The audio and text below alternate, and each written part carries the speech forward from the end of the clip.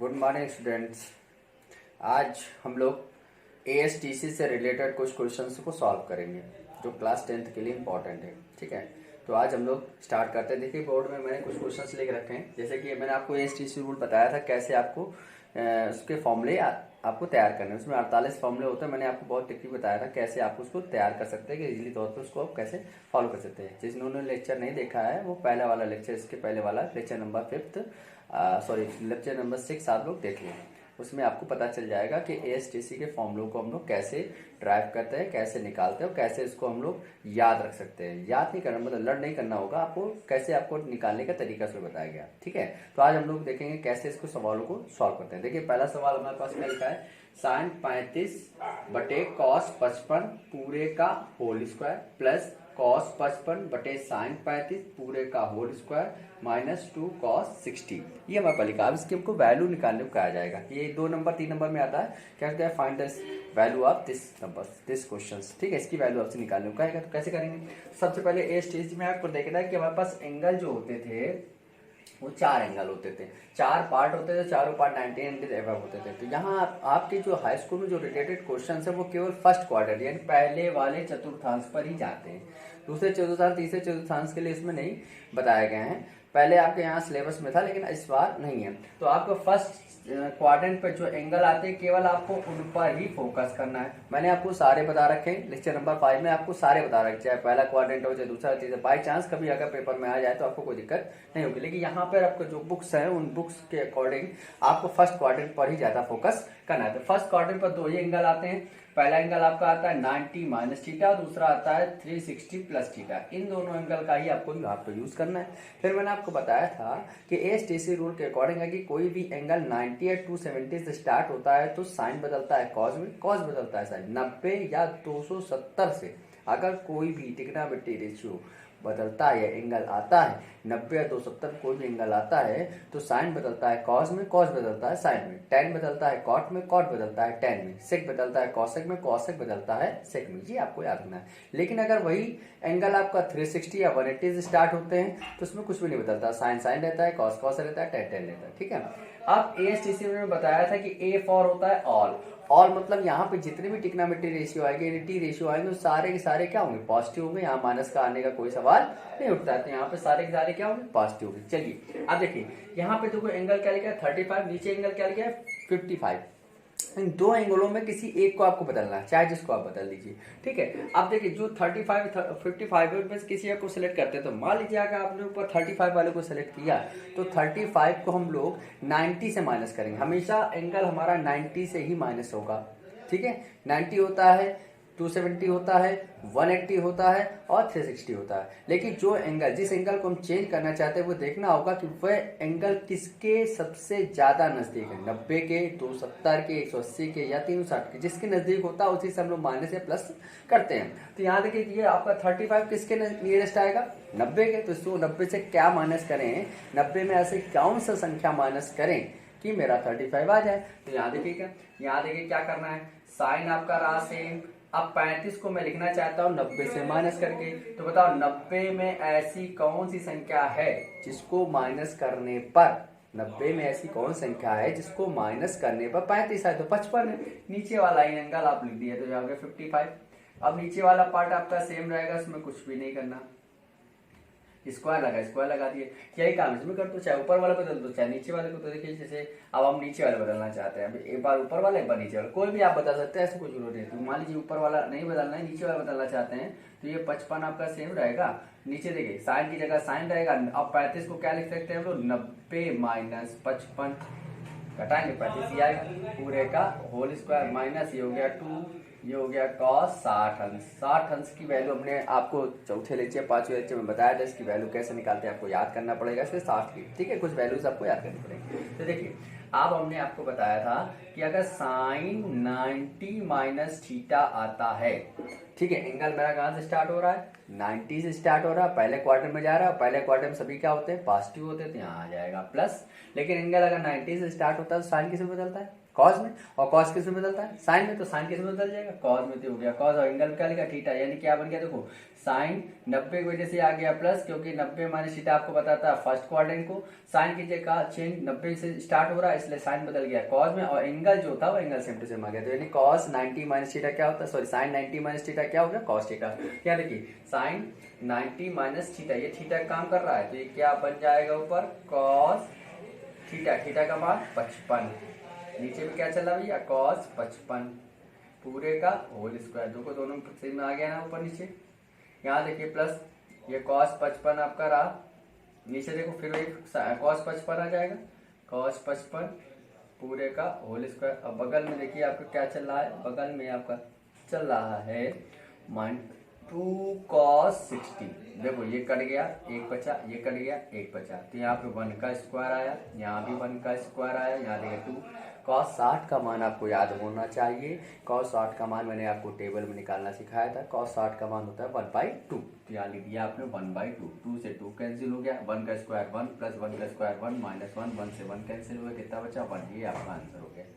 बात समझ में आई, नहीं आई, एक बार और देखिए सवाल लिखिएगा खाली।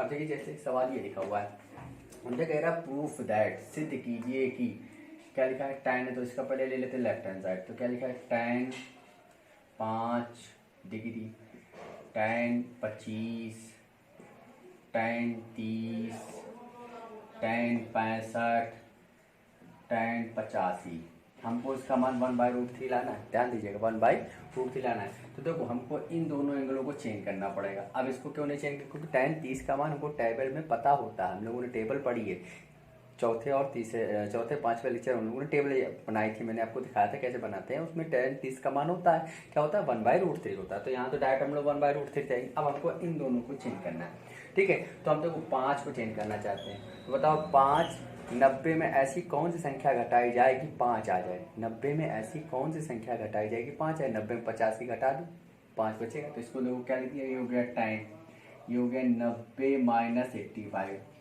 अब बताओ 90 में ऐसी कौन सी संख्या घटाई जाए कि 25 आ जाए, तो क्या लिख देंगे 90 माइनस 65, ठीक। अब देखो 2 बदल गया, तो 85 यहाँ भी आ गया और 65 यहाँ भी आया, तो 85 65 यहाँ लिखा हुआ है, अब इन दोनों को मत बदलना, वही संख्या आ गई ना, 85 65 इसमें आ गया tan के साथ, तो इसको चेंज मत करना। तो ये इसका मान कितना बताया था, 1/√3 बताया।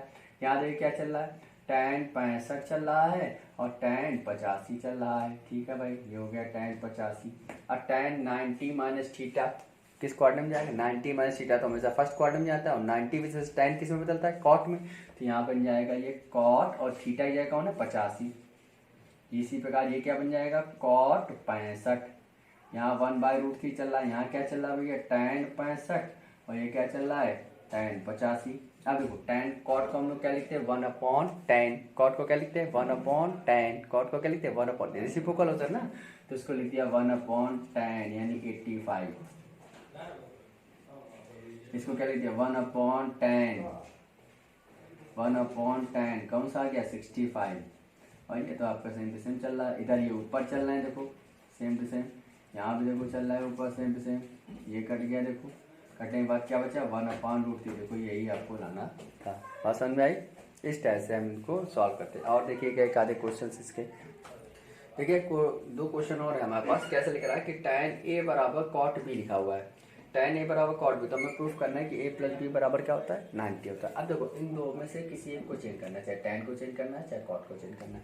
तो आप लोगों ने अभी एक फॉर्मूला पढ़ा था, फॉर्मूला हम लोगों ने क्या पढ़ा था कि tan 90 माइनस थीटा क्या होता है cot थीटा, देखिए tan 90 माइनस थीटा बराबर क्या होता है cot थीटा, तो अगर हम थीटा की जगह b ले लें तो tan 90 माइनस b बराबर क्या बन जाएगा cot b बन जाएगा, यानी cot b का वैल्यू क्या आ गई tan 90 माइनस b, तो यहाँ लिख सकते हैं हम लोग, तो लिख दिए यहाँ पर देखो tan a आपका सेम रहा, यहाँ पे क्या लिख दिया tan 90 minus b angle, tan से tan कैंसिल हो गया, tan से वाला tan कैंसिल, लेकिन यहाँ काटेंगे नहीं इग्नोर कर देते, ठीक है, tan से tan कैंसिल हो गया, तो यहाँ क्या बचा a, यहाँ क्या बचा 90 माइनस b, b को उठा के डाल दिया हो तो क्या आ गया a प्लस b बराबर 90, देखो सिद्ध हो गया।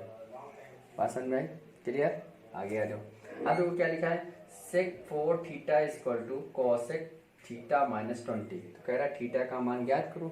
यहाँ थीटा, जहाँ पे 4 थीटा क्या है, 4 थीटा आपका 90 से छोटा एंगल, ये आपको दिया जाएगा, ये आपको कहा जाएगा कि जो 4 थीटा है वो एक्यूट एंगल है, न्यून कोण है, ठीक है। तो अब देखो इन दोनों में से किसी एक को चेंज करना पड़ेगा। तो हम लोग जानते हैं कि क्या जानते हैं कि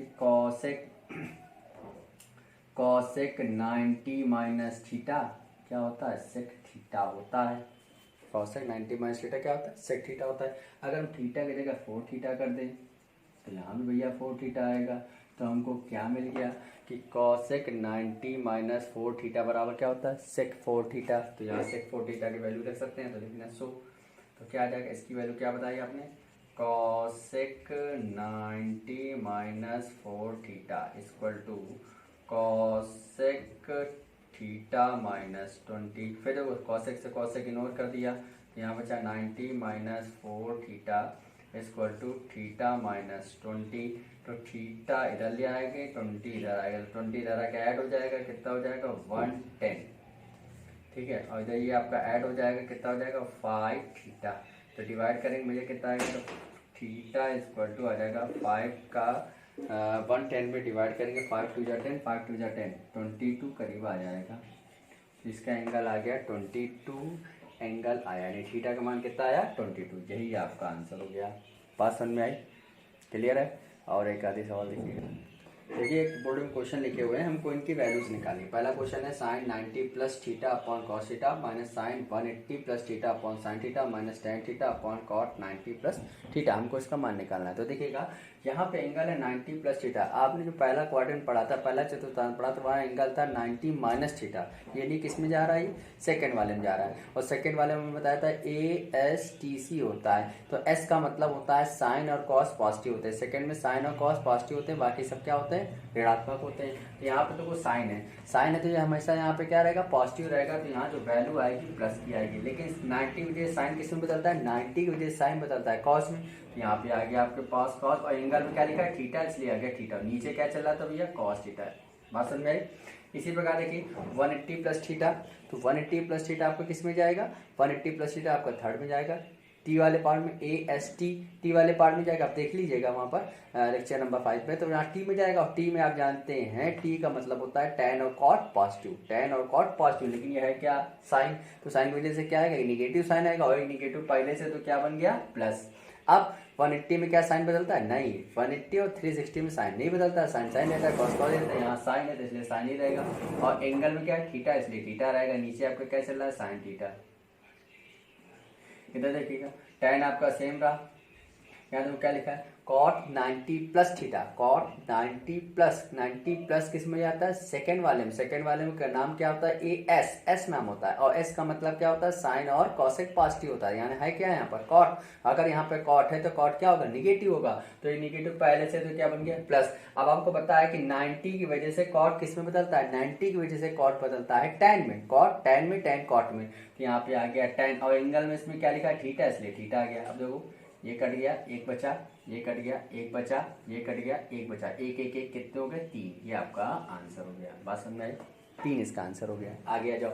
अब यहाँ देखिए एंगल क्या लिखा है, 240 और 120। हमको उनकी वैल्यू नहीं पता, क्योंकि टेबल में हम लोगों ने जो नंबर सीखे थे उसमें जो वैल्यू हमको पता थी 0 की, 30 की, 45 की, 60 की और 90 की, इतनी वैल्यू पता होती है। तो यहाँ देखिएगा कि 240 किस एंगल के नियरेस्ट है, 90 के, 180 के, 270 के या 360, जिसके नियरेस्ट होगा उसी से हम लोग उसको वैल्यू निकालेंगे। तो यहाँ हमको दिख रहा है ये 270 के नियरेस्ट है, तो हमने देखो इसको क्या लिख दिया, ये रहा 10। अब इसको 270 में ऐसा कौन सी संख्या घटाई जाए कि 240 बच जाए, तो 270 में ऐसी कौन सी संख्या घटाएंगे, 30।